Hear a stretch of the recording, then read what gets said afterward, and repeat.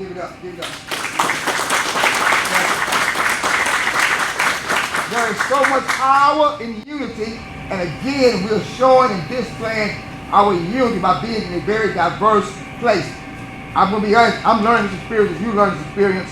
Many of you may be already familiar with the customs of the temple or the mosque. I'm unfamiliar, so I'm learning as you're learning together. So flow with me as we flow together. But I want to thank our Creator for allowing us to be here in this Islamic mosque. If I say anything incorrect, please don't hesitate to jump in and say, "No, brother, that's not what we are." Correct me, please, because it's a learning experience. And that's one thing I want to share this morning. As you interact with the community, some things will be brand new experiences.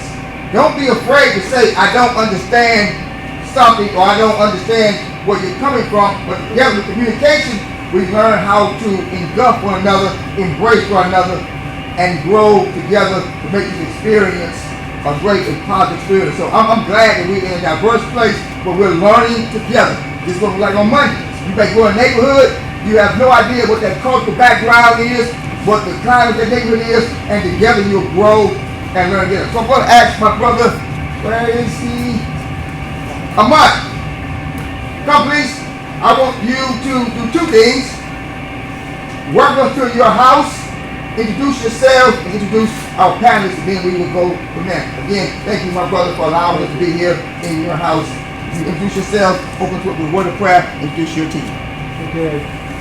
We have a moderator here. One Muhammad, who's going to take over from here. And I'm just a facilitator. And he has the command of the Masjid announcing here. So they will have people from outside or business here. And they will talk to you. So Assalamualaikum. What we like to do is like to open up for prayer and welcome comments. And so this is Master Sahleem Muhammad, and the Imam is Imam by Salam. And we're going to give him that honor of opening up the program for us. But Imam, Give it up, give it up, give it up, give it up. We celebrate one another. Well, we know our traditional prayer. We say it in Arabic and then we'll say it in English. A'udhu billahi minash shaitanir rajim. Bismillahir rahmanir rahim. Alhamdulillahi rabbil alamin. Ar-Rahmanir Rahim. Maliki yawmiddin. Iyyaka na'budu wa iyyaka nasta'in. اهدنا الصراط المستقيم صراط الذين أنعمت عليهم غير المغضوب عليهم ولا الضالين. Amen. With God's name, the merciful benefactor, the merciful redeemer. Praise be to God, the merciful benefactor, the merciful redeemer, master of the day of judgment. He alone who we worship, and thy aid we seek. Show us the straight way, the way of those on whom thou hast bestowed thy grace, and not those who have received our wrath and have run astray. Amen. And just briefly, we welcome you all to our Masjid, Masjid Taleem Muhammad. And just briefly, the history of this mosque. I'm an ex-offender. I was in prison for about 10 years, and when a group of us got out, we wanted to establish Islam in this area. And so we started out practicing Islam in the then known park in Acreage Home. And if you think back just a little, in Acreage Home, that's when the first President Bush was the president, and it was a park in Acreage Home, and that was when Houston was the murder capital of the world, United States part. And so we established prayer in that park at 12 o'clock, 1:30 every Friday, with all that going on, and that's when they initiated war on drugs. But we established Islam in that park, and we had respect, and we congregated, and wasn't no more a lot of drugs going on during that time. And so eventually we moved out here and bought this land, and now you see the beautiful place that we're in now. So that is a blessing. come a long way. And Islam and Muslim, other people, the rest of the panel will talk about Islam and Muslim. But what I basically want to say, is the whole thing about Islam is our book, the Quran. Not how we look, how we dress, not how we speak, but it is the words of Almighty God in the Quran. And that's the authority for our lives. And a lot of people don't know, especially that don't know about Muslims. One of the major chapters in the Quran is titled Mary, the mother of Jesus. And when the Muslims were in trouble, fighting early on, the first people that the Prophet Muhammad sent the Muslims to migrate and to seek help was Christian people, Christian brothers and sisters. And so when the bad people came to try to tell them to come back to Mecca away from the Christians, the Abyssinians, then it was Abyssinia, now it's Ethiopia, my brother pastor. The leader of the Christians heard both sides, and he took his cane and he drawed a line in the sand, and he said the difference between Muslims and Christians is just that thin line. So we're all brothers and sisters in this. And so when we understand that, it ain't but one earth, and we'll all be doing the job to police ourselves and police the good people together against the bad people. So I'm going to turn it back over to the pastor or to the moderator, my brother Marvin. All praise is due to Allah, and welcome to everyone, and thank you, Imam Basil, and also thank you to the Masjid Taleem community for this opportunity for us to make this presentation to you. What we like to do, because time is short, our first panelist is Imam Basil Abdullah, who is the Imam of this particular Masjid Taleem Muhammad. And while I mention that, this particular area of the masjid that you're sitting in is the Qasim Ahmed Multi-Purpose Center.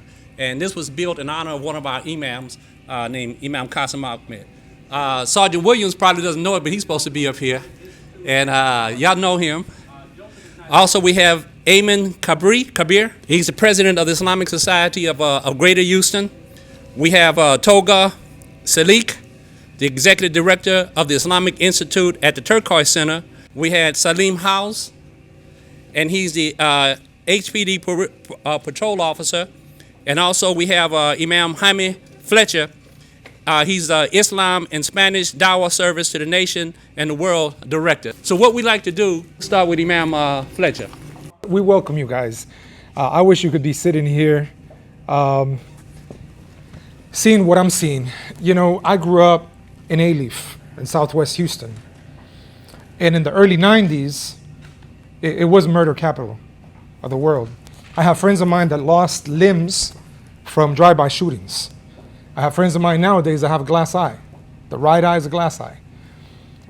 My best friend at the age of 15 was so overwhelmed with the pressure of growing up in Alief that he shot himself.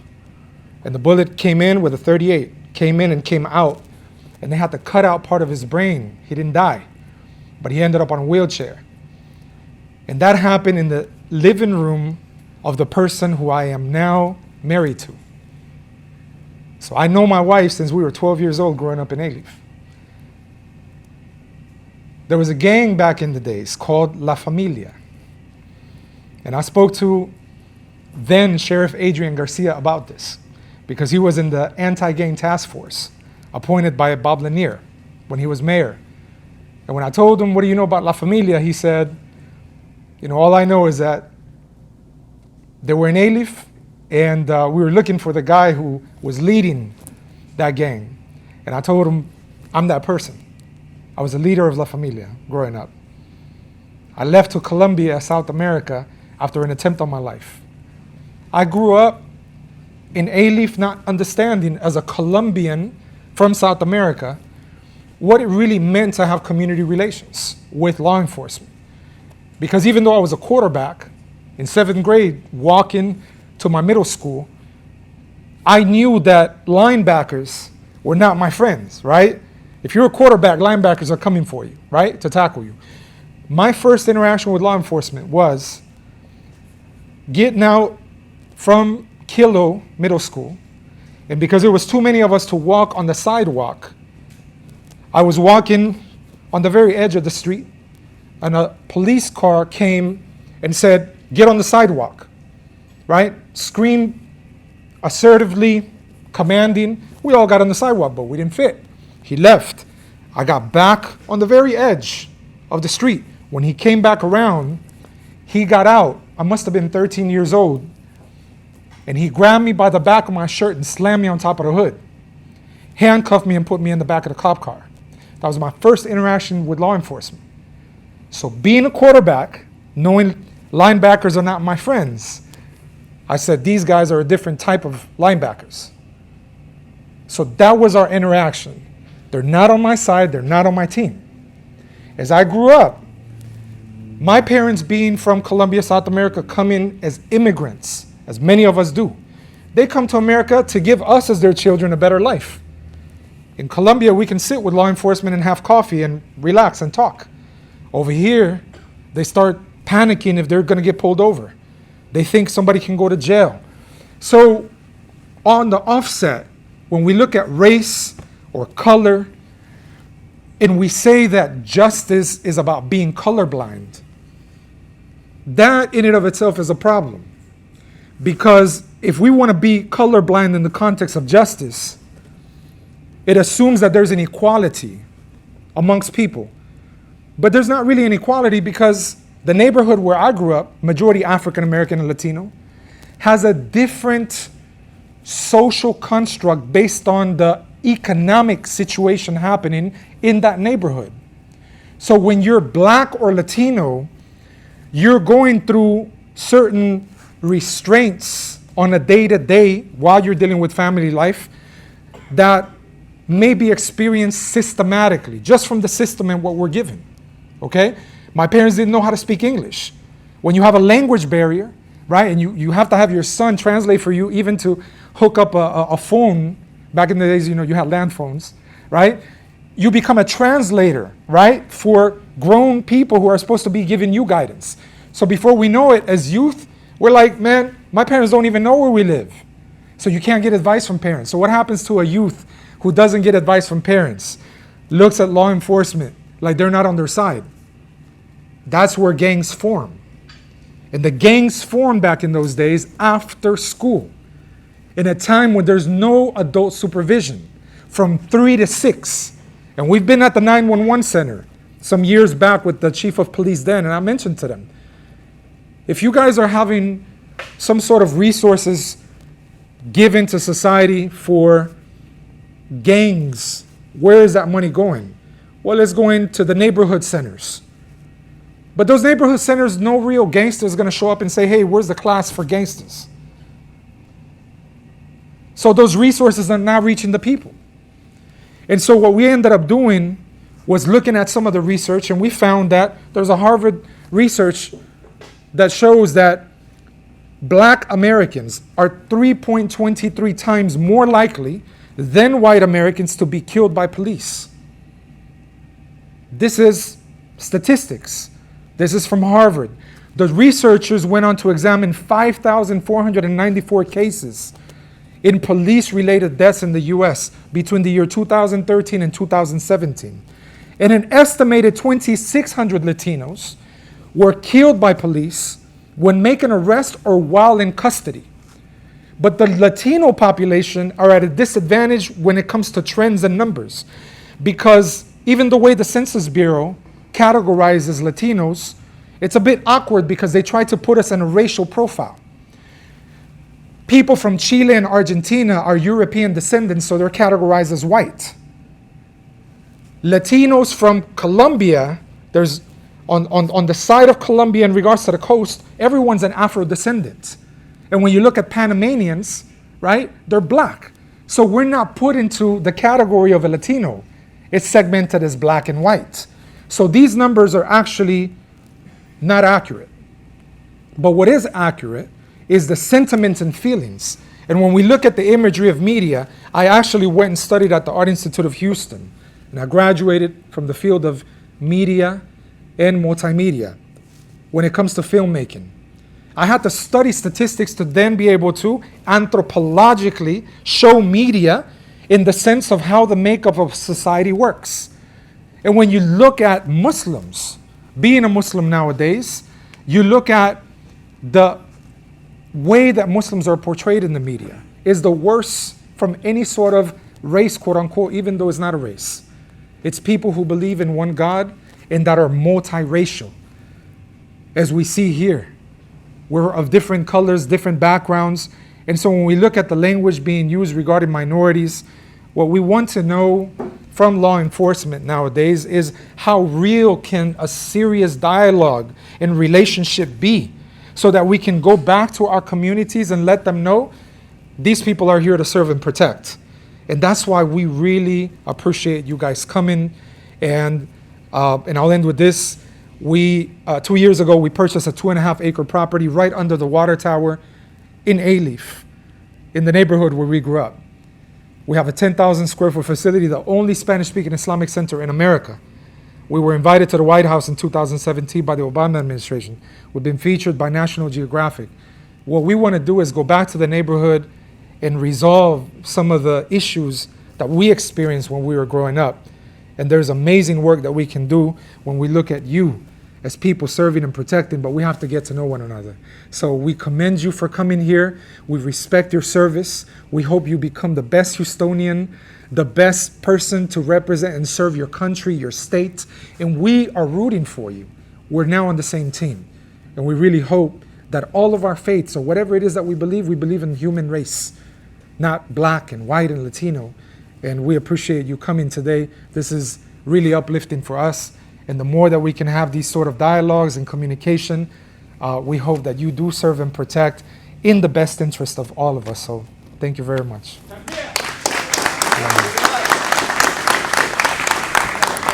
Good morning, afternoon. My name is Officer Sahleem Howze. My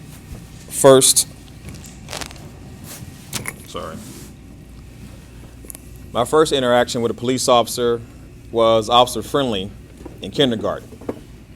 Came to kindergarten, handed out football cards of all the most famous football players, and that was the highlight of elementary school and kindergarten, was meeting officer friendly. The second officer that I met thought I was a suspect in a stolen vehicle and pointed a gun in my face. So I'm gonna get face down in a puddle of slush. A third officer I met told my brother if we didn't leave the area, he was gonna take his nightstick and sexually assault my brother. You can use your imagination on what that meant. When I was 19, I was introduced to Islam, and I loved it. It made all the sense in the world to me. All the sense in the world. Everything lined up because it was complete lifestyle. I wasn't looking for it because the first thing they said is that you can't smoke weed, you can't drink beer, and you can't fornicate. I was like, I'm out of here. I'm not trying to hear that. But everything that a brother was telling me just made sense to me. And in my neighborhood, you didn't become a cop. You were either arrested and you died. We were pallbearers at 16, going to funerals at 16 years old. It was in Pittsburgh, Pennsylvania. It was really bad area. We had cops that was pimps and running prostitutes back and forth. And in my mind, I was like, where are the good ones? I know there's an officer friendly somewhere out there. When I was 26 years old, I joined the Air Force, 140th Security Forces Squadron. Served 6 years in the Air Force. Since then, I worked as a corrections officer for Federal Bureau of Prisons, Department of Immigration. In 2008, I moved to Houston and joined the Houston Police Academy. it was like I've never seen so many people from different cultures, different religions, and different everything. And I decided I wanted to be that officer who you want to run into, who the neighborhood, the people from that neighborhood wants to run into. Not the heavy badge one, not the one who has all these issues with whatever he or she has going on, and you meet that person on the wrong day. I've had family members come in contact with law enforcement officials, and I wanted my family members to be treated justly and fairly. And sometimes that happened and sometimes it didn't. I've met people of all different faiths. I have a good friend who's she's Hindu. I have a good friend who is Jewish, and good friends that are Christian. Whatever prejudices that you have, we all have our prejudices, all of us. Whatever prejudice that you have, leave it where it's at. I'm not here to change your life. This is not going to change your perspective or your life. But when you come across somebody and you don't know their background, you don't know their history, you start making comments. You start bringing out your prejudice. You're going to jam yourself up. Okay, you're going to disgrace your family. You're going to disgrace that uniform. So leave it at home. You're going to meet people from all walks of life like you did in this class who don't fit that stereotype that you have.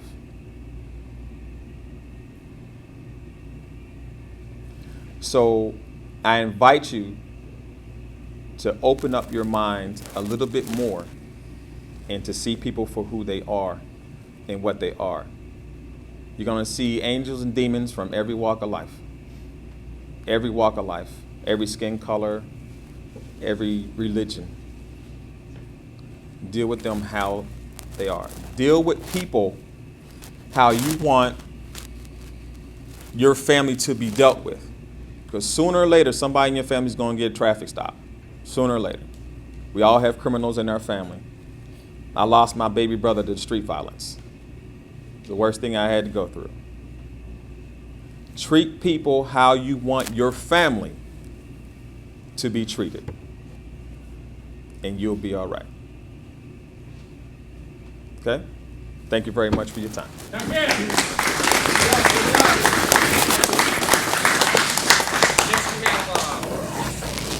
Hello, ladies and gentlemen. Assalamu alaikum. First of all, I'm not a panelist. I would like to give some information about our organization, the Islamic Institute. Actually, I moved to here around 2 months ago from Cleveland, Ohio. It was cold. It was too hot. It's difficult for me. Okay. I would like to give some information about our organization. The Islamic Institute, which is established by the Turkish community, provides services for around 20 years. Our institution operates out of the Turkish Cultural Center building. I would like to briefly tell you about the activities of the Islamic Institute. One of our activities is to serve the Muslim community in our mosque named Blue Mosque inside the Cultural Center.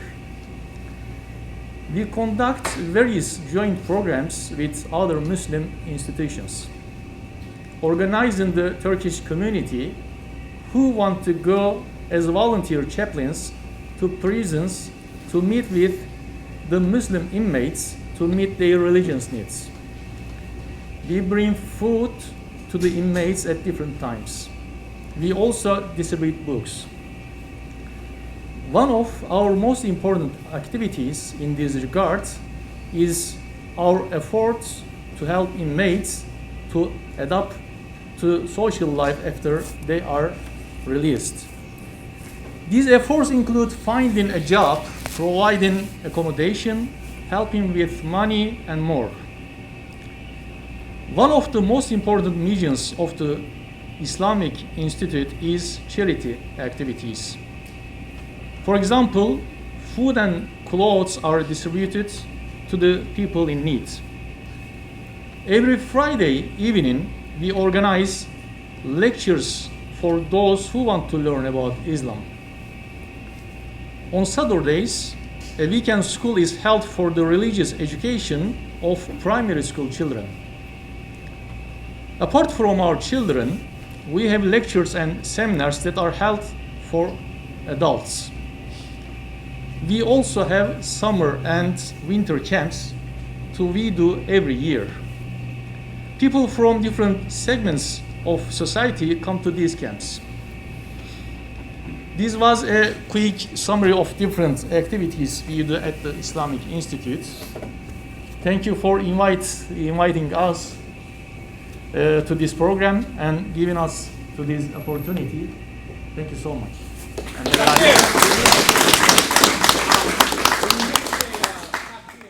I was about to say good morning, but it's already noon, so good noon to everyone. We want to begin by thanking God Almighty for bringing us together here for this momentous occasion. It's an occasion that not only we share with you about the Muslim community, but to celebrate your accomplishments in the academy, in the police academy. Congratulations for joining the force. Congratulations for your hard work. We pray God to give you the wisdom and the resolve to serve the community all the time with honesty and exert your utmost abilities to serve this community. Amen. I would like to share with you a few things today. One is to give you a snippet about the Islamic Society Greater Houston, but then what I call an action plan for all of us.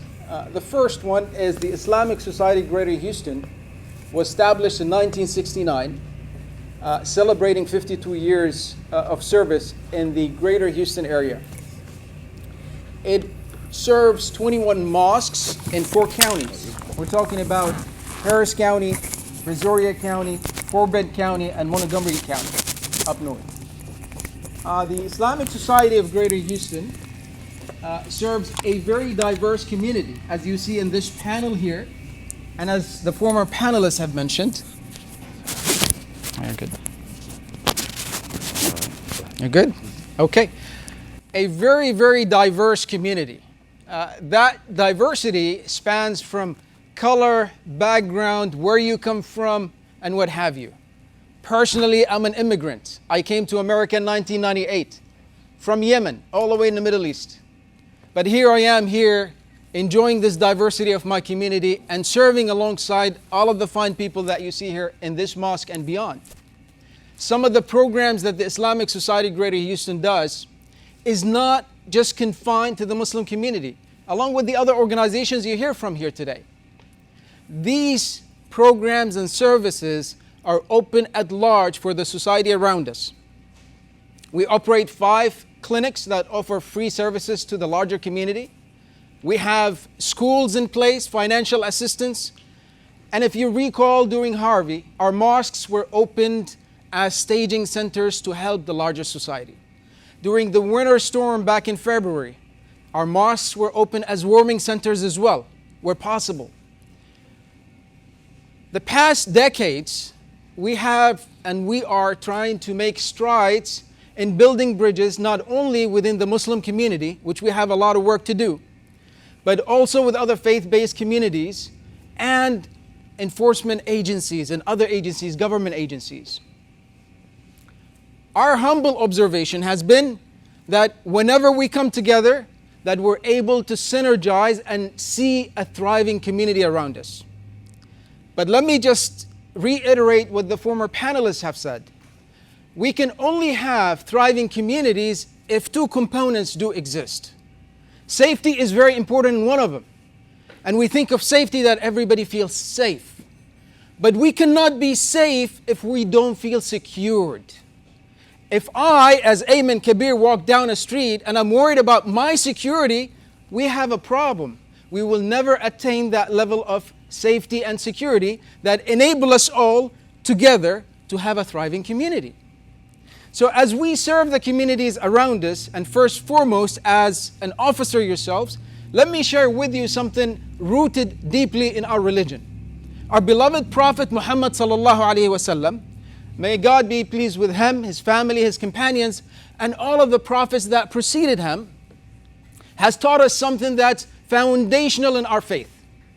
And that is, he said, among you, O people, the best among you and the most beloved to God among you, guess who it is? It's not the one who's worshiping 24/7. It's not the one who's dedicated to the faith. It is those people who are most helpful and beneficial to others. And the way he said it is universal to people, not to Muslims only or Christians only, or to all people. So service is deeply rooted in Islam. That's why we do what we do as a community. That's why we come together the way we do as a community. The second thing I want to share with my respected brothers and sisters here today is, as Brother Fletcher mentioned, and also the other panelists, we have our prejudices, but there is something also called the unconscious bias, that we all have this innate characteristic, if you will, of the unconscious bias.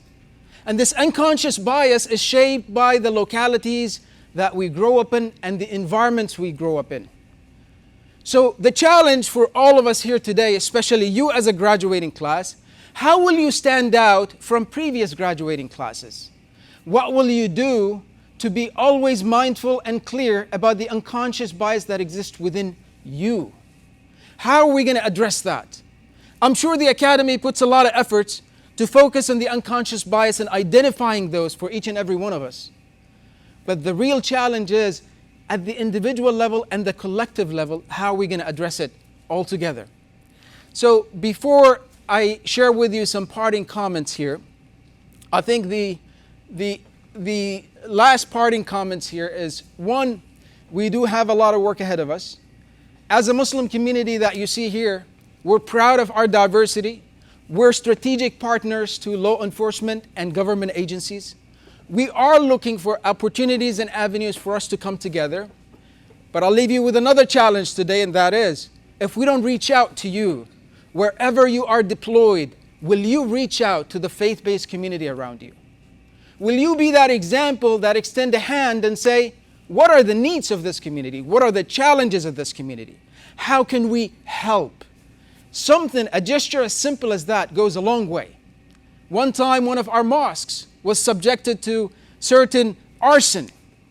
And believe it or not, officers showed up as they're supposed to, took the reports and everything. But thereafter, we had an overwhelming support by patrol that came very frequently and say, is everything okay? That goes a long, long way. This community here and all of the communities around, Muslims and non-Muslims, need your help and support. We thank God for the opportunity to be here with you. We commend you for your service. We thank you for your service. We look forward for opportunities to partner with you. May God bless your efforts, grant you wisdom and resolve to exert them in a righteous way to your utmost abilities. Ameen. Thank you very much. We look forward to working with you in the future.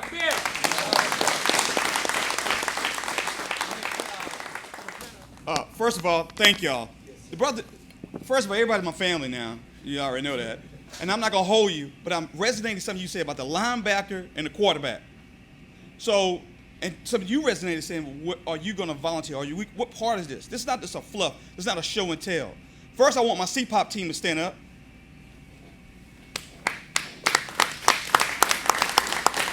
Okay. That's some of your quarterbacks. You ready? Secondly, if I don't mind the major, you mind coming this way, please? Pastor Stern, you mind coming this way? Pastor Deckard, you mind standing up, please? The second level quarterbacks. Now the rest of the room, Harris County Sheriff Department, stand up. All right. So this is the rest of your quarterback, right? So what I'm asking from y'all is to help me to help you. You are my brother now, and this is not no fluff. Like I told you outside, I don't believe in partnerships. I believe in relationships. So we plant a seed, and we plant the right kind of seed. You plant seed in the dirt, or you plant seed in the soil. Dirt is nothing going to grow, but soil has the right nutrients to grow. So I'm asking you to help me grow, to help this grow, because we got the quarterbacks, but we need a coach. Yes, sir. Right. I got my other coaches here. I got my mentors. I have a major from the Harris County Sheriff Department who's over the academy who blessed this with our sheriff to say, hey, yes, go out and do this. First time ever in the history of the Sheriff Department. Excellent. Then I want to guarantee my team over there who's putting up with me the stress we put on each other to make this happen. So again, number one I ask thing for is prayer. Mm-hmm. Prayer. Because if God in the midst, it's nothing. Nothing. I don't care who you pray to, it's still one God. That's right. It's one. Like you say, one earth, it's one God. Yes, sir. But the second thing I'm asking for is I got the quarterbacks, I got the backup, but I need the coaches. I need the plan. Put the plan down, we can run it. But all I need is practice. Excellent. So thank y'all. You have a seat. Thank you. All right, God. All right, God. I'm sure this is your first. It's an honor to be sitting up here with such so many great people, scholars. I really don't know where to start, but first of all, I seek refuge to God from evil whispers of Satan. And I sorry for being late, but I hear Mr. Williams talking about quarterbacks and players and all that, but you can't score a touchdown in the huddle. And we're in the huddle right now. And we're trying to call some plays that we hope we can go out there and run effectively. And I was sitting at work last night about 3 in the morning, and I watched a video somebody sent me, a Houston Police Department serving a warrant from an individual from the northeast side of Houston, where I'm from. And his mom walked out and they asked her, was he inside? And she said yes. And she was, I guess she was afraid of her son. You know, I ain't never really had no feelings for you guys. God has changed something about me. And it wasn't the fact that I hated you, it's just the fact that I was taught to hate you. And I really didn't hate you. You know, sometimes we have to go within ourselves and find out what the real problem is. You know, I grew up playing characters of being a player, a hustler, a pimp, a gangster. And wherever I go, depending on what type of environment I was in, that's the character I would play. You know, as I had said once before, I was an original member of the Greenspoint Posse. I was really one of the founders of the Greenspoint Posse. And I'm still connected with those guys. They call themselves the Goodson family in Greenspoint now. And a lot of them have jobs today. And there's a saying, you can't act your way into, you can't think your way into a better way of acting. You have to act your way into a better way of thinking. And I've been to prison 6 times, and I always thought, you know, I would get caught up in riots in prison, and they would tear gas us, and I would be crying, and eyes burning, hands burning, sticking my face in the toilet and flushing it so we can relieve the tension of the burning sensation. And I would always call out to God, God, just get me out of there this time. This time I'm gonna change, you know. And there's also a verse in the Quran that speaks about us being on a ship out in the water, and it's calm and a storm comes. And when the storm comes, everybody's calling out to God to get us back to land safely.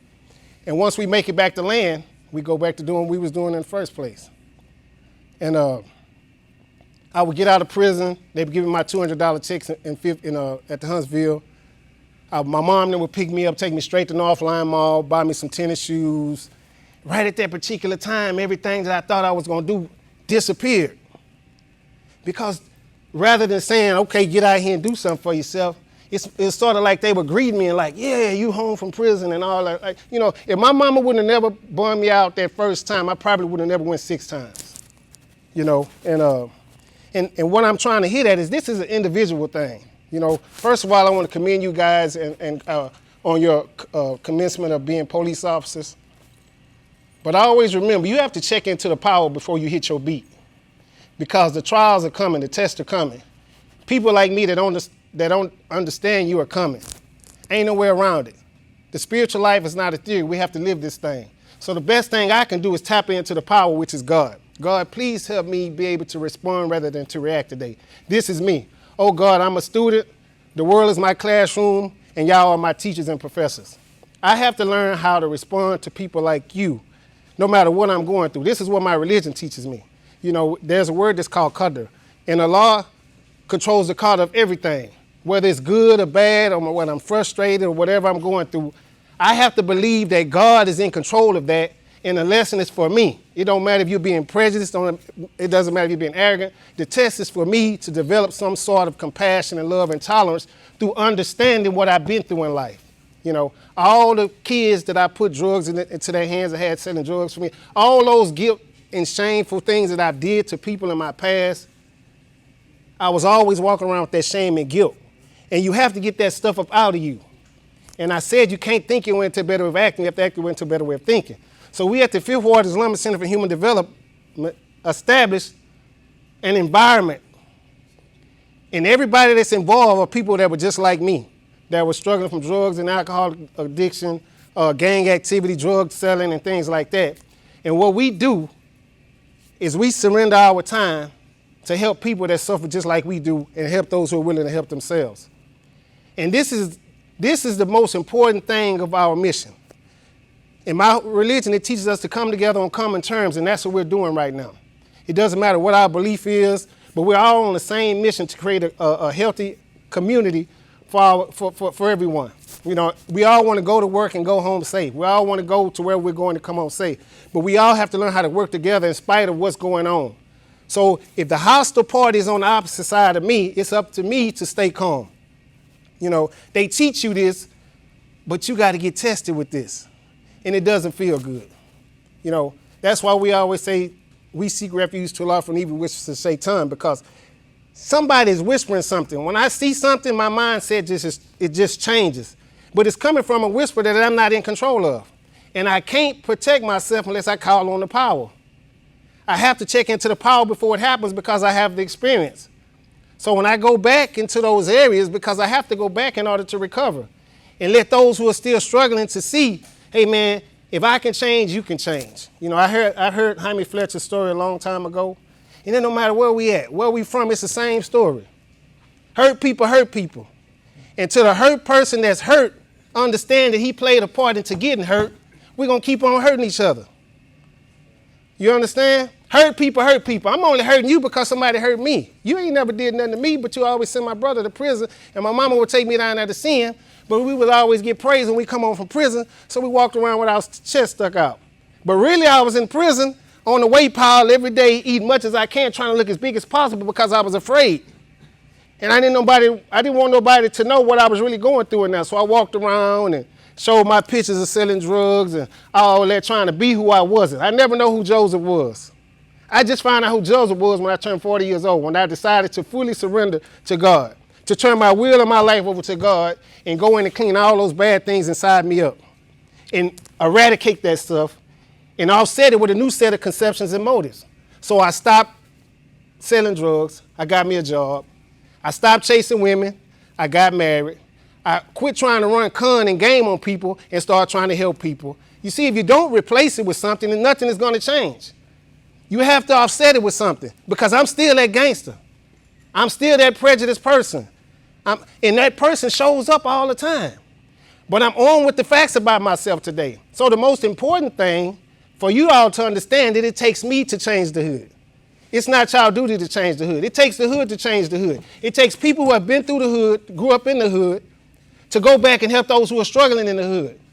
But we need y'all protection. But we also need y'all understanding. You understand? So we have to get out that snitch mentality and understand that, look here, man, we struggling, homeboy. You ain't tired of going to prison? Because I became real resentful when I went down to prison and didn't nobody send me no pictures and no money. You understand? So I became resentful and I'm going to show them mentality, and went back out there and went to a different area with a different set of people and became another character and wound up back in prison. And it was a cycle, a vicious cycle. It was like drinking a bottle of poison and waiting on y'all to die. I was killing myself.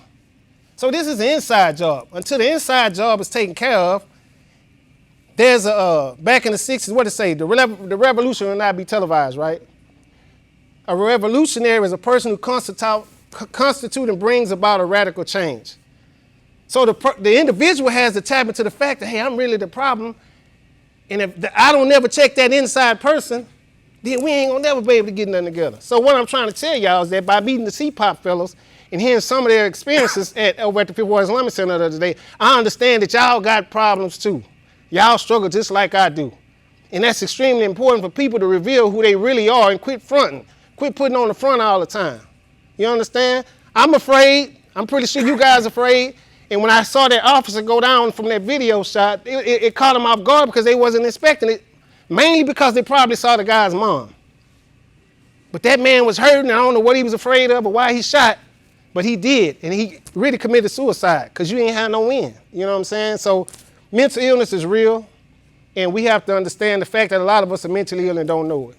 And I'm one of them. Some of us suffer from grave emotional and mental disorders, but we do have the capacity to recover if we can learn how to be honest with ourselves.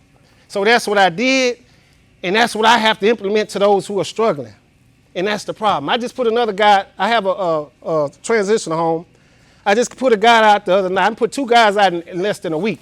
And this guy is a guy that I grew up with. He passed the drug test, but I could tell he was getting high on something. And so the other guy went in the house and found a bag. He got high and forgot his little stash of Kush, or K2, on the dresser. So when he came in, I said, man, you got to go home, boy. You know what I'm saying? Man, what you talking about? I say, the Kush. Oh, I had a gal over here. Gals ain't supposed to be up in here. You know what I mean? A homeboy that I really love that I had to kick out. Because that's what it takes. We need to quit this homeboy, homegirl stuff and learn how to check people for their little stuff. You know what I'm saying? So I put him out. And I told him, it's bigger than me, homeboy. We got to learn how to respect each other. You know what I mean?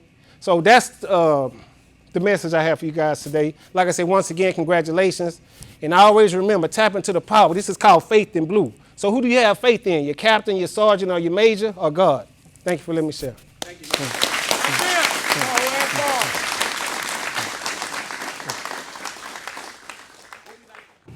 I'm training myself to talk low.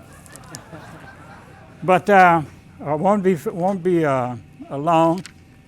First of all, just want to say that we are happy and thankful for you all's presence here today, and for the promotion of the idea of faith communities and law enforcement professionals working together. This idea is great, and this is something that we all can work on, and we hope that whenever you may be free on a Friday, that you are welcome to join us here at 1:30 in our Jummah service, and either here or any of the mosques that might be in your area. I think all of us start on Fridays about 1:30, and it'll last either 30, 40 minutes, most of the time less than an hour. So again, we thank Almighty God for your presence, and as I said again, for the promotion of this idea of faith communities and law enforcement working together. Peace be unto you. Assalamu alaikum.